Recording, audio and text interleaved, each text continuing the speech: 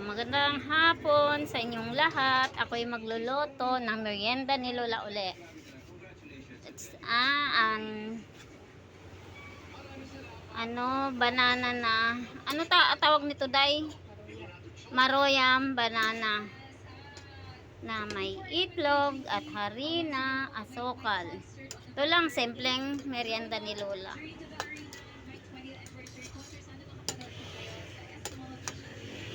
Pagkatapos ng halo-halo nito, inano ko lang to, dinurog sa ganito, durog ko ng ganito. Pagka dudurogin, hindi ko inano blender kasi kunti lang naman. So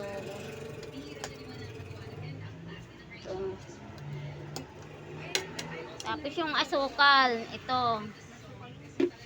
May asukal na ito. Tapos kulang pa yata ng harina, kaya lagyan ko uli ng harina. Lagyan ng harina ini, mga madam.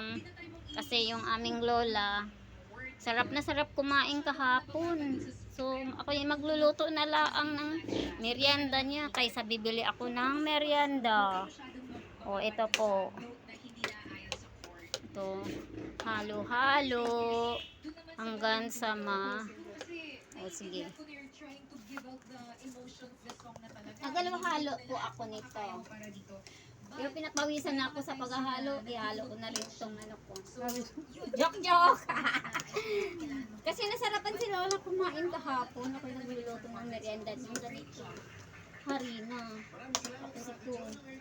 Tapos kulang pa yata, kaya dagdagan ko. Kasi wala kaming measuring, kaya tinatansya ko na laang. So ganito, ganire.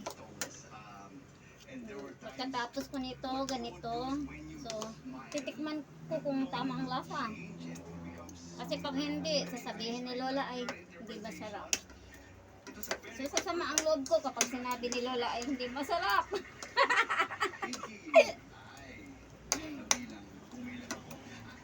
So, nilagyan ko to ng itlog kaya para si Lola masarapan talaga. Actually talaga, ito naman talaga ang merienda ni Lola. Napasarap lamang ang pagluluto ko dahil sabi ni Lola masarap daw magluto ng merienda. Kaya ito, nagtikiman sila kahapon kaya inulit ko na naman merienda nila. So ito guys, tikman nyo. Ito patitikin para kung pwede na ako magbibinta ng ganito. Pero i-blender ko kasi konti lang kaya dinudurog ka na lang sa ganito. Pero pag maramihan na pambenta na, ay i-blender ko na. So, ang testing ko nito ay si Lola talaga naman.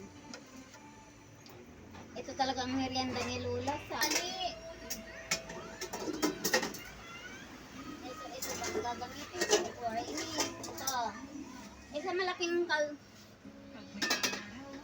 kasi maliit po ako, so papatong ako, gagamit ako ng ganito. Ito, gamitan ko ng upuan. So, matangkad na ako. So, ito na, gagawa na at ako'y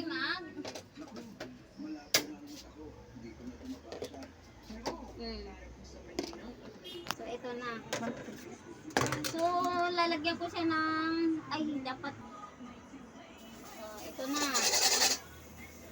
Naglagay ako ng star margarine para iprito ko na itong merienda ni Lola.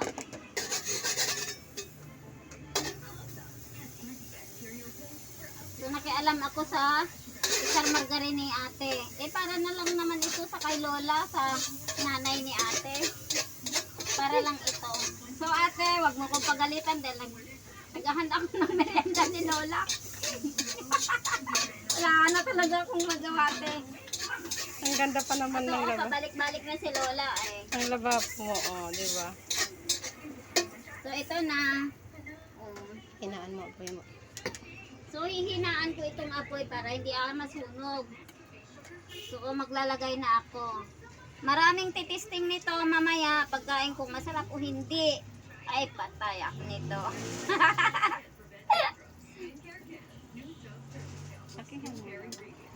Hindi, tama na ito tayo.